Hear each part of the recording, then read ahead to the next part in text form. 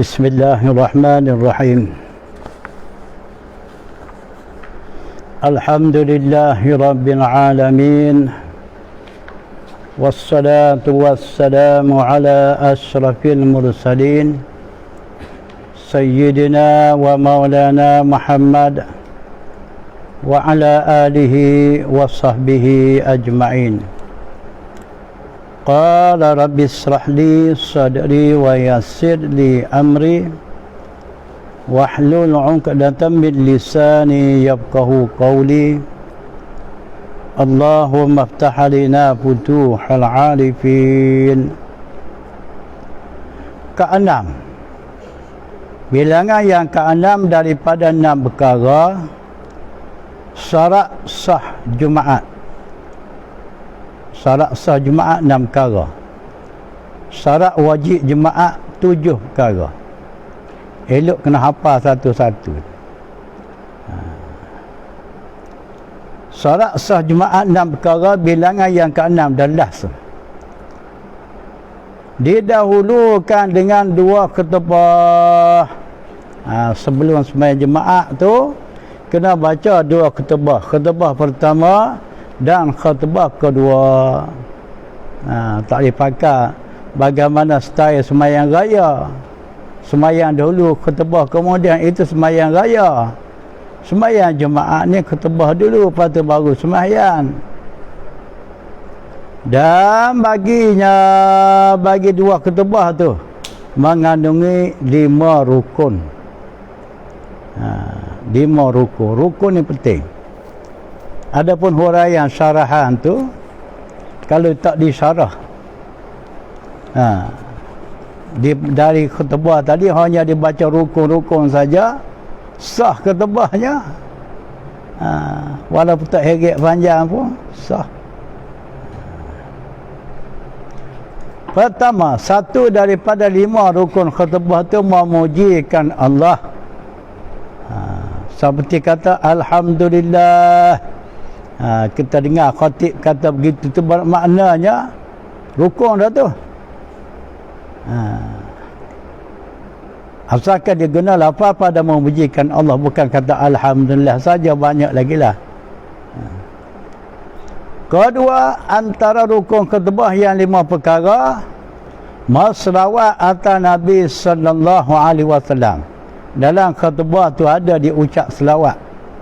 Seperti katanya Allahumma salli ala Muhammad. Itu rukun tu. Ketiga, wasiat. Rukun khutbah yang ketiga, wasiat. Yakni berpesan. Wasiat ni berpesan. Dengan takutkan Allah, khatib memberi pesanan kepada makmum agar bertakwa kepada Allah. Seperti kata ittaqullah, ati'ullah. Ya dah tu. Rukun dah tu. Keempat, rukun khutbah daripada 5 perkara, membaca 1 ayat daripada ayat Quran. 1 ayat yang boleh memberi faham, yang boleh mendatangkan maksud. Bukan 1 surah, 1 ayat pun cukup dah.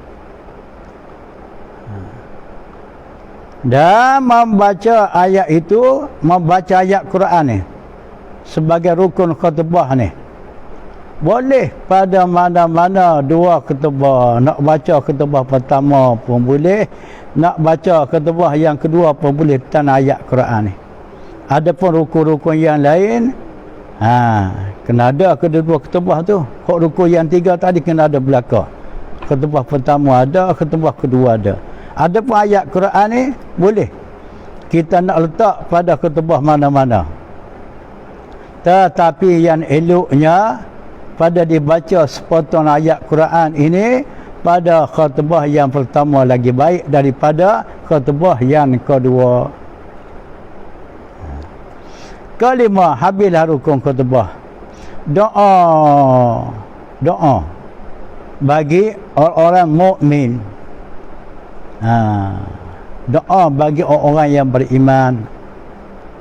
Itu tertentu. Doa tadi tertentu pada khutbah yang kedua sahaja. Jangan diletak rukun berbentuk doa ni kepada khutbah pertama.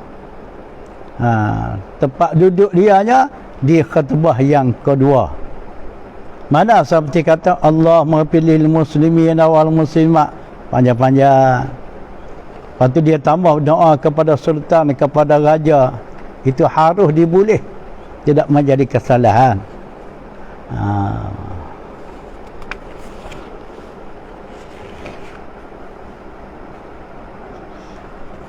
Bagi kedua-dua khutbah itu ada 8 syarat. Hak tadi rukun, hak ni syarat pula. Rukun lain, syarat lain. Mana-mana ibadat ni.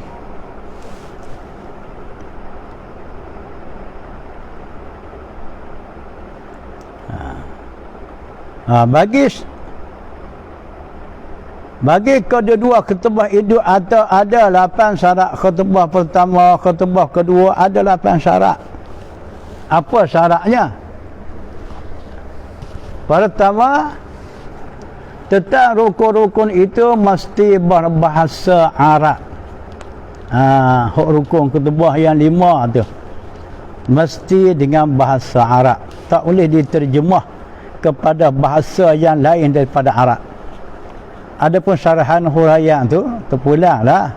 Orang Melayu bahasa Melayu, orang India bahasa Tamil, Pakistan bahasa Urdu. Boleh tak jadi salah. Kalau di Kamboja dulu Masjid Negara tu 3 bahasa tu imam. Tu imam baca khutbah. Lorak juga tu imam tu. Mula-mula bahasa Arab, lepas tu bahasa campur, lepas tu bahasa Malaysia. Jadi panjanglah ke dia ni. Dia menguasai banyak bahasa dia.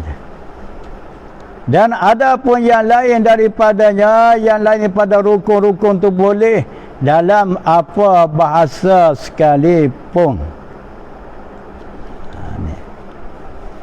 Kedua, rukun syarat sah khutbah yang kedua daripada 8 perkara. Muala antara rukunnya itu kena betul-betul lah. Dia kena mualak. Jangan diselang jarak masa terpanjang sangat. Antara 2 khutbah, sesah khutbah yang pertama, selang tak lama baca khutbah kedua pula. Dan antara khutbah kedua dengan sembahyang, selesai khutbah yang kedua tidak berlengah-langah lagi, terus pergi sembahyang jemaah. Jangan diputus. Mualak berturut-turut pada tempat-tempat tersebut. Kalau dalam kita Salam Surah Rasail, 3 risalah tu, dia kata tidak sunat khatib membaca doa qamat. Tengok situ dah.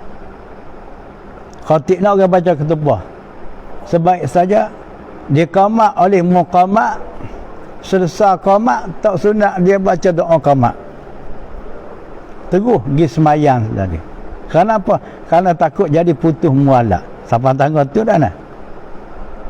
Jadi kalau macam tu, kalau kita pakai di situlah, tak berapa nak kenal lah kita ni. Bukan kata khatib tu baca doa qamat lah. Habis baca doa qamat, dia duduk atas jadah buat arahan pula. Sama kesah, tengok kanan, lepas tu tengok kiri, lepas tu rapat-rapatkan. Satu hal pula. Tambah lagi pula zaman lah ni, matikan handphone. Pula dah. Sedangkan mengikut di situ, baca doa qamat betul sunat. Takut jadi panjang. Jadi kalau budak bawa cerita sama kan sah, rapat-rapatkan sah, matikan handphone, panjang lagi tu. Dulu ada orang kata, waktu dia kata nak pasti tengok di situ, kita tengok memang sungguh. Tengok.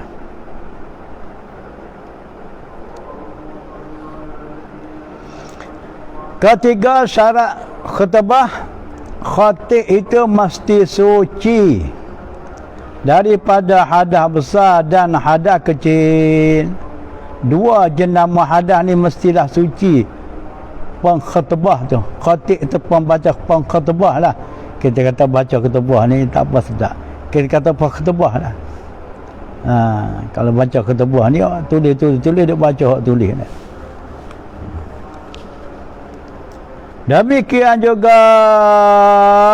Demikian juga pada kata suci daripada najis yang tiada dimaafkan pada badan, kena suci dari najis yang tak dimaaf pada badan, pakaian, tempat dia pijak dengan kaki, tempat dia duduk dengan punggung, kursi itu kena suci. Dan apa yang ditanggung pun kena suci, dia tanggung apa benda tongkat tu. Kalau mic yang guna wayar begini ni, jangan ada tahi cicak duduk menopang pada wayar. Kalau tahi cicak duduk bertenggek atas wayar tu, wayar tu dia dekat dengan di baju dia. Bermakna dia menanggung sesuatu yang bernajis, yang ada padanya najis. Mana hak wayar yang boleh bergerak, dia bergerak, wayar tu bergerak dah. Hak berdekatan, hak jauh tak ambil kira dah. Tu hak dekat dengan dia. Nak ambil kira juga tu.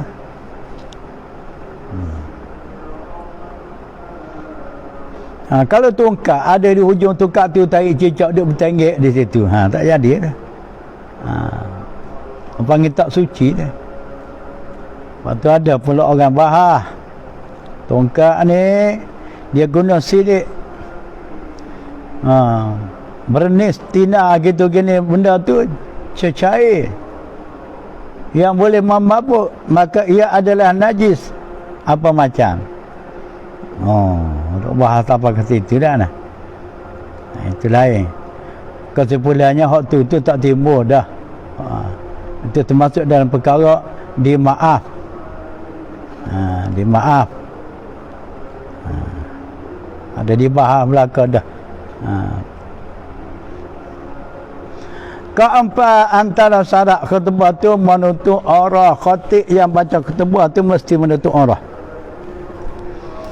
Kelima, berkhutbah dalam keadaan berdiri bagi yang kuasa berdiri. Khatib larat berdiri, kok mana pun dia khutbah mesti berdiri, jangan main duduk. Kecuali tak larat berdiri, bolehlah khatib baca khutbah dalam suasana duduk. Makmum duduk, khatib duduk, sama-sama duduk. Dah tak ada khatib lain, tak ada imam lain. Duduk ke duduk lah. Keenam, syarat sah khutbah duduk sebentar, sekejap saja duduk. Masa mana? Antara dua khutbah tu selesai khutbah pertama, sebelum dimulakan khutbah kedua tu dipanggil antara. Di situ syarat khatib tu kena duduk sekejap. Duduk.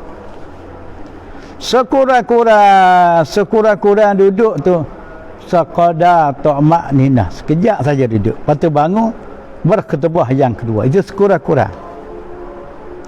Diserta, ni kena faham ni. Duduk tu sekadar tamak ninah, diserta keadaan duduk itu bertamak ninah. Bukan kata duduk sekadar tamak ninah tanpa tamak ninah gaya duduk. Duduk sekadar tamak ninah, gaya duduk pun bertamak ninah. Sehingga dikatakan semacam duduk antara dua sujud. Duduk antara dua sujud tu kalau tak ada tamak ninah di masa tu, sah ke tidak kelakuan duduk? Tidak sah. Lingkup sembahyang. Mazhab Syafi'i kita lah. Duduk dah tapi tak ada tamak ninah. Kalau kita perhati tok khatib tak ambil tahu masalah berambak ni. Dia duduk belek khutbah khutbah belek garu sana. Belek. Lepas tu terus bangun baca khutbah kedua. Berartinya kalau macam tu kelakuan duduk, belum lagi ada tamakninah pada duduk. Walaupun duduk tu dah lama dah sekalipun, dia naknya duduk berserta dengan tamakninah. Ni tak ada dalam kitab ni. Ni ada ni.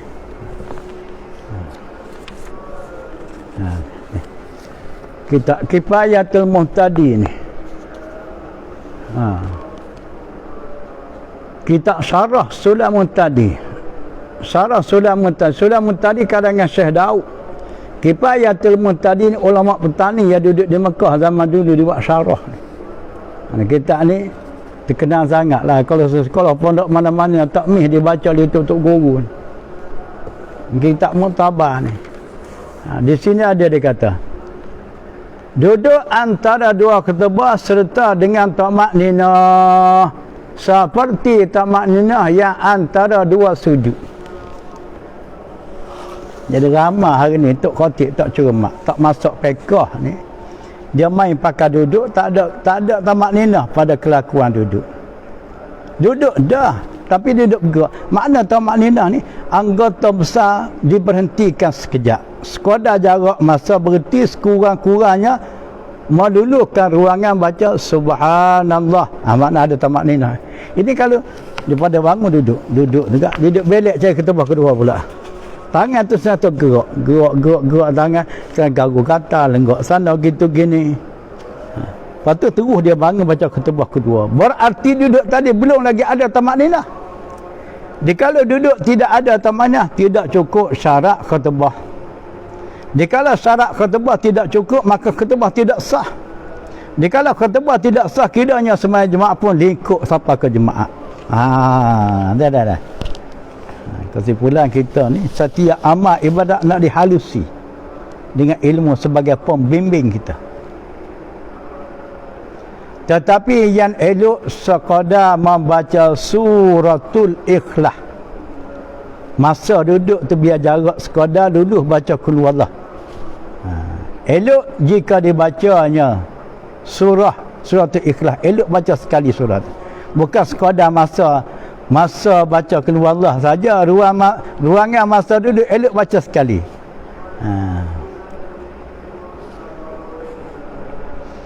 Ketujuh, daripada 8 perkara syarat sah ketubah, hendaklah dia dengar ketubah itu oleh 40 ahli jemaah itu. Kan ahli jemaah sebagai tonggak mesti 40 orang baru boleh buat jemaah. Maka mereka yang 40 tu mesti dengar ketubah yang disampaikan oleh khatib. Jangan tergalak seorang saja yang tak dengar. Dia tertidur ke, dia cabut pergi ke toilet ke, siapa kata tak dengar, tak boleh lah. Sekalipun tiada faham, walaupun dia tak faham apa-apa ketubah yang disampaikan oleh khatib, tak apa saya dengar, kecuali tiada didengar kerana pekak, itu lain lah. Ketahuilah, dalam perkara mendengar khutbah itu janganlah bercakap. Semasa orang berkhutbah tu jangan dia bercakap.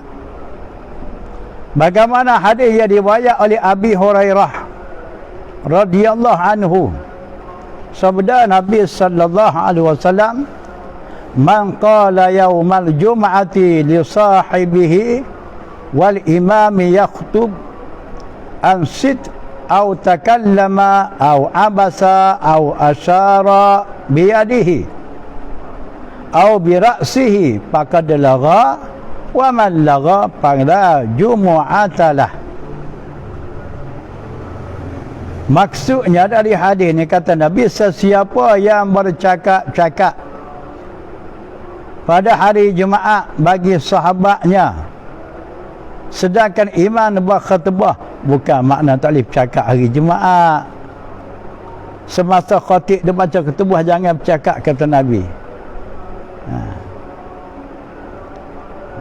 Dikata dia kepada sahabat, walaupun sekadar tu saja cakap dia ni, sekadar dia beritahu kepada kawan dia sebelah, kerana kawan dia tu buat sesuatu duduk bercakap dengan kawan yang lain, lalu dia pun dia kata diam.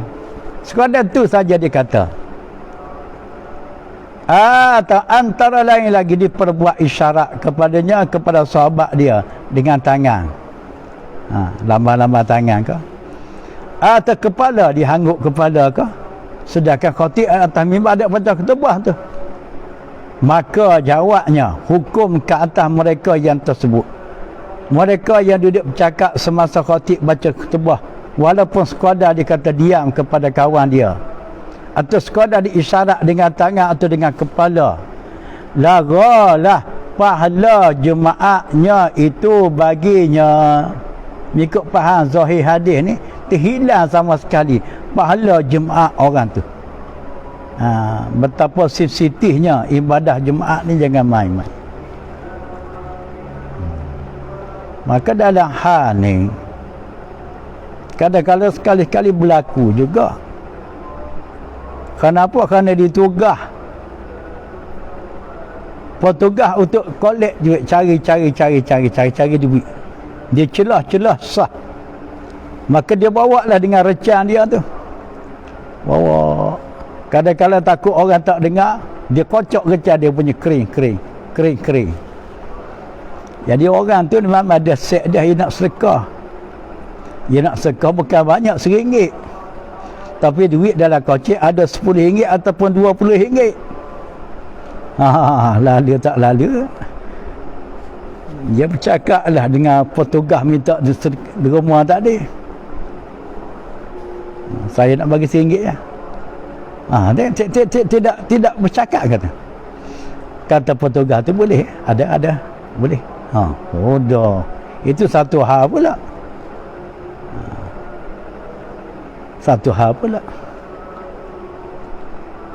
Dah kata dia, kalau macam tu, kalau tak cari derma di masa tu, itulah peluang keemasan bagi masjid. Sebab masjid ni dia tak ada sumber yang lain. Hanya sumber infak daripada para jemaah. Seminggu sekali kalau buat jemaat.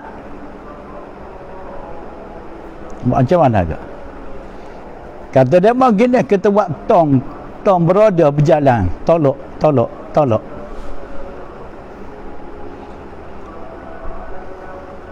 Sedangkan kalau faham pada zahir hadis, kita isyarat ni suatu kerja yang luaran. Dalam masa khatib baca khutbah tu boleh jadi lara pahala jemaah. Ini kalau duduk tolak tong ni apa macam? Takut nak jadi sama juga. Tak apa, sedap tu. Walaupun tak ada petugas, setiap orang kena tugas tolak tong. Kalau tak tolak, tak bergerak. Jadi depan dia jadi stesen tong tu pula. Nantinya tolak kepala duduk kawan sebelah ni, malah dia ni. Dah tak nak sedekah, nak tolak tong, sudah. Tolak juga. Wallahu a'lamu bis-shawab ni. Itu rasa pelik sikit ni. Telah berkata Abu Bakar Al-Husaini di dalam kitab Kifayatul Akhyar. Kitab Kifayatul Akhyar. Kitab ni terjemahan dalam bahasa Indonesia pun ada. Asalnya kitab ni kitab Arab. Dia kata haram bercakap semasa khatib sedang berkhutbah. Hak pendapat kata haram bercakap semasa khatib baca khutbah ni hak majoriti ulama.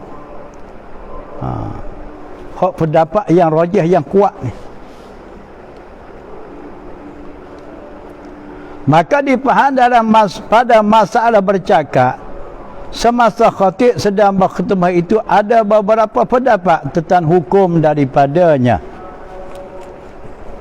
Mengikut kaul qadim. Kaul qadim ni fatwa Imam Syafi'i semasa di Baghdad pada masalah ni. Masalah bercakap semasa orang baca khutbah ni. Mengikut kaul qadim di sisi Imam Syafi'i haram. Iya. Mazhab kita dah tu. Hal dikatakan haram sama bagaimana pendapat Imam Malik, Abu Hanifah, dan juga Imam Ahmad bin Hanbal. Maka itulah pendapat yang rajih, yang kuat. Bukan marjuh, yang rajih, yang kuat. Tetapi ada ayat tetapi pula mazhab kita Syafi'i. Tetapi ada satu pendapat bagi Imam Syafi'i pada kaul jadi. Kaul jadi pada masalah yang pertama dipetua oleh Imam Syafi'i semasa di Mesir. Petua yang pertama masalah yang sama di Baghdad, itu kaul qadim. Setelah dia berpindah ke Mesir pada masalah yang sama, lain petuanya, itu kaul jadi. Tiada haram ia. Jadi kalau nak bercakap juga memihak atas fatwa kau jadi Syafi'i lah. Dan diamnya itu hanya sunat jua. Halnya dia ambil kira daripada ada hujah dia ni. Hujah dia dikatakan tidak haram ni, dia ambil kira daripada kisah Sayyidina Uthman. Ketika masuk ia Sayyidina Uthman ke dalam masjid semasa Sayyidina Umar sedang berkhutbah Jumaat. Sayyidina Umar sedang jadi khatib je, buat khutbah gogang. Sayyidina Uthman baru sampai dalam masjid masjid. Lalu berkata Sayyidina Umar kepada Sayyidina Uthman itu, apa hal kaul yang melewatkan kedatangan? Maka lalu menyahut oleh Sayyidina Uthman, katanya, wahai Amirul Mukmin, tiada aku melebihi kelewatan itu, hanya sekadar mengambil wuduk jua, sekadar tu saja lewat pun. Hadis riwayat Bukhari wa Muslim, rawahus Shaykhan hadis ni. Jadi Imam Syafi'i ambil kepada hadis ni. Kalau haram akan tentulah tak berlaku dari hal begitu. Akan tu Sayyidina Umar beritahu direct ya. Dan ada lagi riwayat yang lain bahawa Nabi SAW sedang berkhutbah, tiba-tiba bertanya oleh seorang laki-laki dengan katanya, manakala berdiri kiamat, dia buat soalan, boleh buat soalan dalam sedang Nabi berkhutbah tu. Dia aju soalan ke Nabi. Dia kata, manakala berdiri kiamat, maka Nabi SAW isyarat suruh stop, jangan disoal. Maka lalu diam dia, reti pula. Kemudian diulangi kembali soalan itu. Dia tanya balik pula, tak puas hati lagi. Dengan kata, manakala berdiri kiamat, sehingga 3 kali dikemukakan soalan itu berturut-turut sampai 3 kali.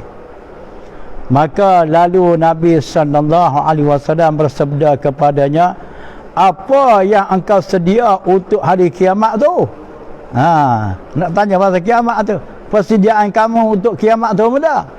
Maka menjawab laki-laki itu, tiada apa-apa, hanya yang ada pada aku, hanya yang ada aku kasihkan kepada Allah dan Rasul, itu saja.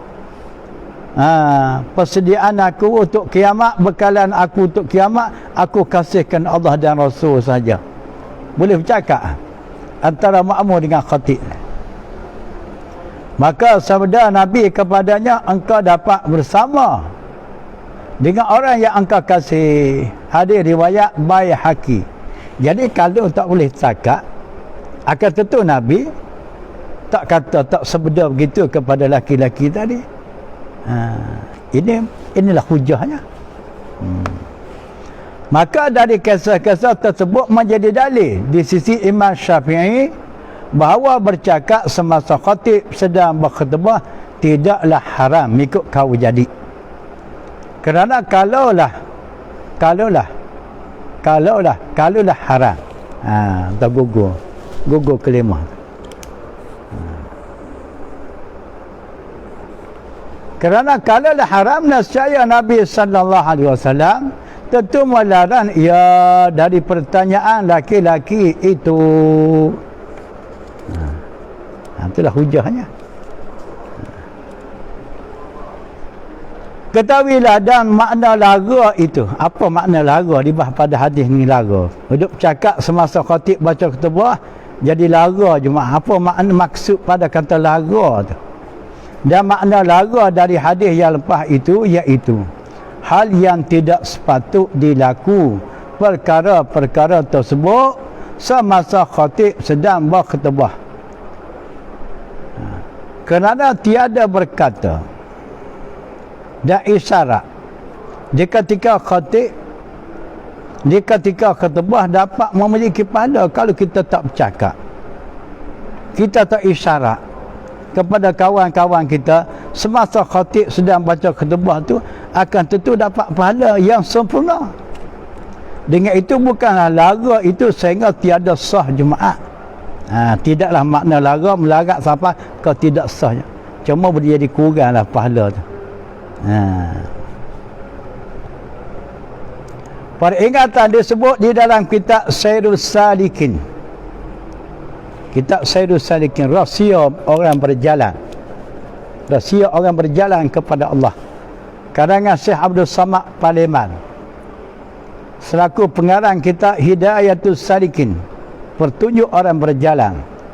Syekh Samad Palembang pengarang dua buah kitab yang terkenal, yang unggul dibaca oleh Tok Tunggu Pondok sampai ke hari ini. Kewafatan beliau di selatan Thailand. Perkuburan secara muktamad tak dapat dipasti di mana kubur Tuan Syekh Samad. Sebab apa dia pergi mati sana? Asalnya dia orang Parlimen Indonesia.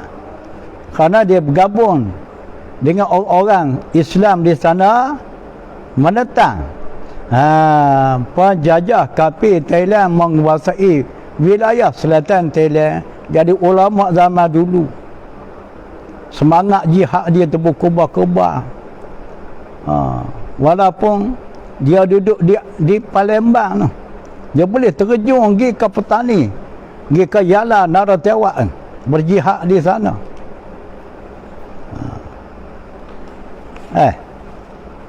Sedangkan perjalanan masa tu bukan mudah semacam hari ni. Ada jarak tu begitu rupa jauh pun sanggup pergi. Tengok sejarah Syekh Samad Palembang. Disebut di dalam kitab Sairul Salikin juzuk pertama. Kitab tu berbentuk juzuk. Tengok dalam juzuk pertama. Pada bab jemaat, buka lamaran bab jemaat. Makruh ni kalau buat sunat tak boleh pahala. Benda sunat tapi kalau dihukum makruh benda sunat tu tak dapat pahala. Makruh bersedekah. Sedikit cara sikit, banyak sama itulah. Makna makruh sedekah-sedekah tu tak mendatang pahala. Kepada yang meminta, sudah, tak boleh sedekah orang minta, tak habis hayat lagi tu. Makruh bersedekah kepada yang minta di ketika khatib sedang berkhutbah. Intaha sedutan daripada Sairul Salikin juzuk pertama bab jemaat. Tengok situ. Jadi hari ni masalah kita ni, dalam sedang orang khutbah tu lah Portugah bawa recan cari derma.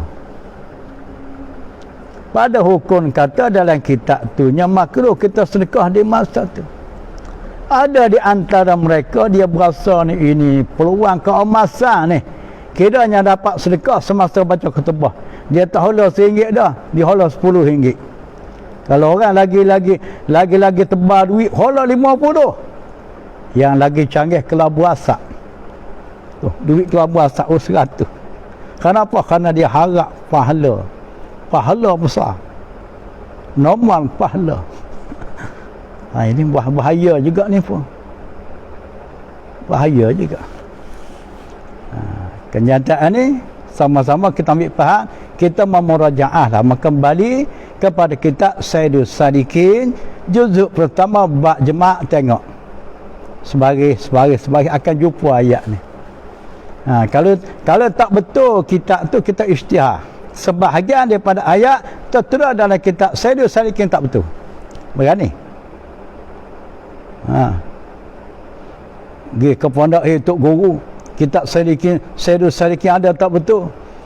Tok Guru buat tubik kita dia tu dia baca, aku nak dengar. Nyajak ke Tok Guru.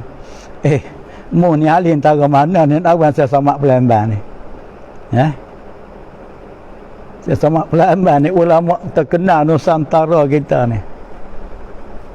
Dia tak ada PhD. Saya ni ada PhD. Itu sahaja PhD. Saya apa PhD? Pondok Haji Daud.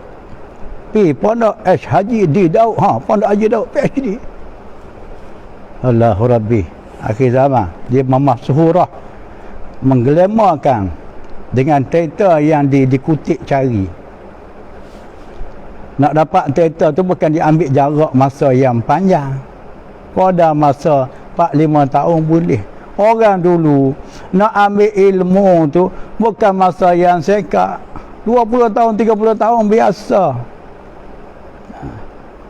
Syekh Abdul Rahim Al-Klantani, anak Kelantan, di title Syekh Abdul Rahim. Dia belajar di Mekah. Di samping tu mengajar pula. Sebab dia gidah pandai dah ke Mekah, dia belajar di zaman tu. Lepas tu, dikala anak-anak Melayu pergi sana, dia buka kelas mengajar pula. Di sambil-sambil dia belajar dengan ulama yang unggul, yang hebat-hebat, dia mengajar pula. 30 tahun. Tengoklah sejarah dia. Dia ada menulis sejarah riwayat Kaabah. Buku sejarah riwayat Kaabah kita ada tulis. Baru hampir suku lebih baru tulis. Sebab kita nak cetak bahasa dia, nak tulis guna bahasa dia ni pekat sangat. Orang tua-tua dulu dia menulis. Kita cubalah. Kita edit balik, kita ayat-ayat payah kita mudah. Ayat yang panjang-panjang kita pendek. Sekurang-kurangnya kita nampak gambaran kasar. Gambaran kasar terbinanya Kaabah. Terbinanya Kaabah. Sejarah-sejarah klasik ni ada. Tapi kitab tu tak ada jual di Malaysia kita. Sejarah Kaabah yang ditulis oleh Syekh Abdul Rahim Al-Klantani hanya ada jual di petani. Sebab dia tulis dalam edisi Jawi. Boleh jadi orang petani mengaji di Kelantan, dia ambil daripada orang petani mengaji di Mekah zaman tu dia buat balik. Kitab tu. Lepas tu dia cetak balik di petani. 30 tahun. Biasa mengaji. Orang dulu dah. Ketahuilah sesiapa yang datang jemaah semasa khatib sedang berkhutbah, maka bolehlah ia mengerja sembahyang sunat qabliyah jemaah secara ringan jua. Ini orang yang baru datang. Adapun mereka yang sedia ada di tempat jemaah, tiada harus baginya mengerja sembahyang setelah imam berkhutbah, sama ada sembahyang fardu atau sembahyang sunat. Orang sedia ada dah situ. Orang sedia ada dah di situ, di masjid tu, sebaik saja khatib nak mimbar baca khutbah, tak boleh lagi dia nak sembahyang. Kecuali dia sembahyang sebelum tu lagi, boleh dia sudahlah. Adapun mereka yang baru datang, walaupun dia datang semasa imam sedang berkhutbah sekalipun, boleh dia sembahyang sunat yang ringan. Ini mazhab kita Syafi'i. Jangan mazhab lain pendapat pula. Ke-8 syarat khutbah tersebut, bilangan ahli jemaah yang 40 orang itu kekal mendengar khutbahnya itu dari awal khutbah sehingga selesai sembahyang imamnya itu. Habislah syarat sah khutbah. 8 perkara. Faedah tu, ini satu faedah.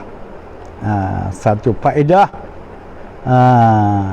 Riwayat daripada Anas bin Malik radhiyallahu anhu daripada Nabi sallallahu alaihi wasallam, sesiapa yang membaca selepas daripada sembahyang jemaah dalam suasana kakinya masih lagi berlipat secara tawarruk, yakni belum lagi membuka lipatan itu, maka lalu membaca Fatihah 7 kali, Qul huwallahu 7 kali, Qul huwallahu falaq 7 kali, Qul huwallahu benas 7 kali. Dan selepasnya lalu dia baca subhanallah bihamdi 100 kali. Nescaya Allah Ta'ala ampun akan dosanya, sama ada dosa yang lama-lama dan yang baru, dan pahala sebanyak orang beriman dengan Allah dan juga dengan hari kiamat. Besar kelebihan wirid ni. Ini wirid jemaat. Wirid jemaat orang tak baca wa ilahukum amanar rasul subhanallah 33 dia lain. Wirid sembahyang tidak jemaat, sembahyang yang maktubah yang tidak jemaat, itulah wiridnya. Wa ilahukum ayat kursi amanar rasul subhanallah alhamdulillah Allah akbar. Ini hak jemaat ni. Faidatun singgah setakat tu. Sambungan balik besok khatam. Lepas tu kita sama balik semula kitab fiqh pedoman sembahyang Jumaat tu. Wallahu a'lam.